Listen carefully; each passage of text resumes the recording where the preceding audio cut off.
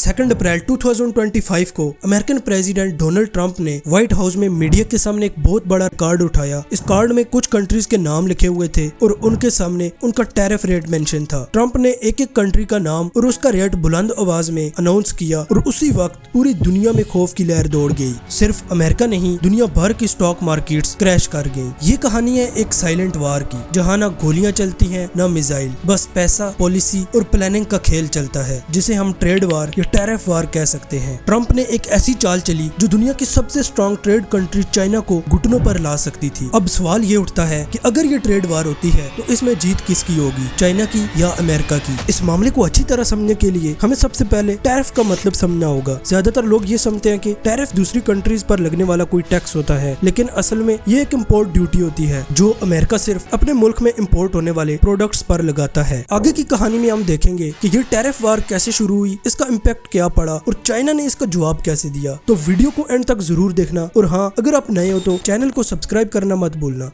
America ने जब अपनी टैरिफ लिस्ट मीडिया के सामने पेश की तो हर कंट्री के लिए अलग अलग रेट्स तय किए गए। अगर अमेरिका ने इंडिया पर 26% का टैरिफ लगाया है, इसका मतलब है कि इंडिया से जो प्रोडक्ट्स अमेरिका में इंपोर्ट होंगी उन पर 26% का टैक्स लगेगा। इसी तरह डोनाल्ड ट्रंप की लिस्ट के मुताबिक पाकिस्तान पर 29% का टैरिफ लगा दिया गया और लिस्ट के टॉप पर था चाइना, जिसके अगेंस्ट 34% का टैरिफ लगाया गया। लेकिन टैरिफ या इंपोर्ट ड्यूटी लगाना कोई नई बात नहीं थी, ये हर कंट्री का एक नॉर्मल इकोनॉमिक टूल होता है। अगर इसी लिस्ट को देखा जाए तो इंडिया ने ऑलरेडी अमेरिका के प्रोडक्ट्स पर 52%, पाकिस्तान ने 58% और चाइना ने 67% तक का टैरिफ लगाया हुआ है। लेकिन टैरिफ लगाने का मकसद सिर्फ टैक्स के जरिए पैसा कमाना नहीं होता, इसका असल फायदा होता है अपनी लोकल इंडस्ट्री को प्रोटेक्ट करना। अब क्योंकि टैरिफ अमेरिका ने लगाया है, इसका मतलब है कि जो भी चीजें दूसरी कंट्री से अमेरिका जाती हैं उन पर टैक्स लगेगा, जिसकी वजह से वो चीजें अमेरिका में महंगी हो जाएंगी। जब चीजें महंगी होंगी तो लोग लोकल अमेरिकन प्रोडक्ट्स लेना पसंद करेंगे, जैसे कि इंडिया और पाकिस्तान का कपड़ा जो अक्सर अमेरिकन मार्केट्स में सेल होता है, लेकिन ये कपड़ा वहाँ भी बन सकता है। टैरिफ लगने की वजह से इंडिया और पाकिस्तान की टेक्सटाइल इंडस्ट्रीज की सेल्स गिरेंगी। लेकिन ट्रंप के इस फैसले का सबसे बड़ा नुकसान चाइना को होने वाला है। लोग कह रहे हैं कि ट्रंप का असल टारगेट भी चाइना ही था। क्यों? क्योंकि ईयर 2000 तक दुनिया भर में अमेरिका के प्रोडक्ट्स का राज था। एग्जाम्पल, जो स्टेटस आज चाइना के पास है। लेकिन वक्त के साथ साथ न सिर्फ अमेरिका बल्कि पूरी दुनिया का बिजनेस चाइना ले गया। आज छोटी से छोटी चीज भी चाइना में बनती है और दुनिया के कोने कोने में एक्सपोर्ट होती है। अब सिर्फ यूएसए और चाइना की ट्रेड रिलेशंस की बात करें तो ईयर 2000 में अमेरिका ने $80 बिलियन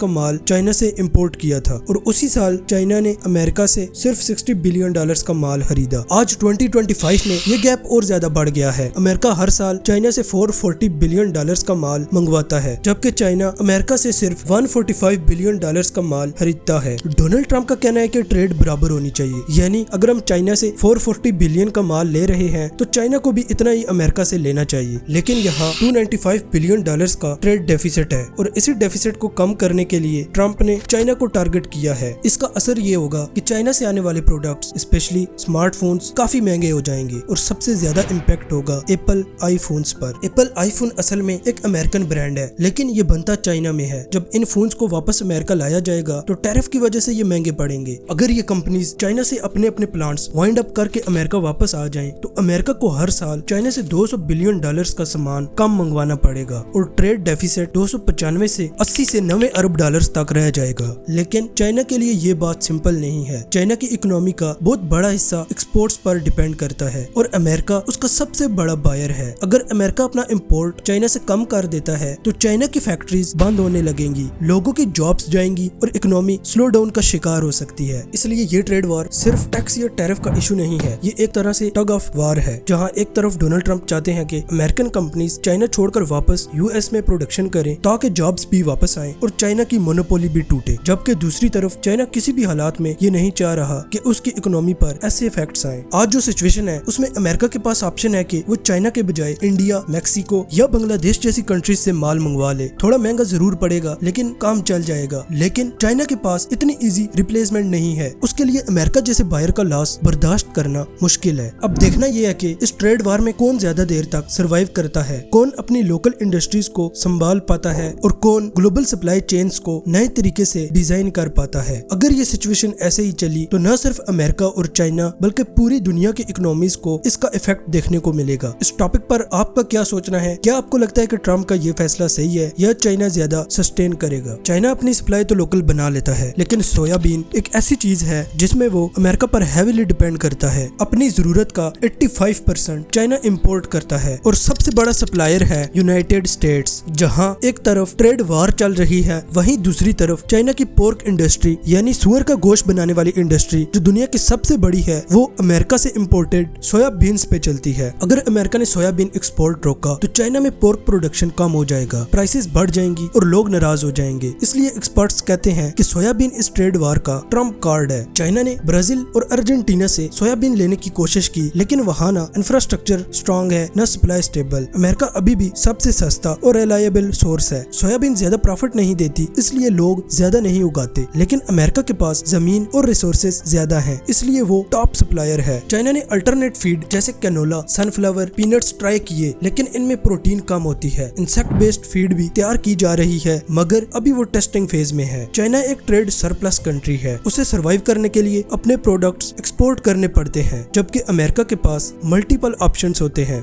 ट्रम्प ने पहले भी टैरिफ्स लगा के चाइना को प्रेशर में डाला था और अब फिर से 125% का टैरिफ सिर्फ चाइना के लिए बढ़ाया गया है। बाकी कंट्रीज पे 90 डेज का होल्ड लगा दिया गया, जो क्लियरली दिखाता है कि टारगेट सिर्फ चाइना ही था। इस पूरे मामले में आपकी क्या राय है, मुझे कमेंट सेक्शन में जरूर बताइएगा। मिलते हैं अगली वीडियो में। अल्लाह हाफिज।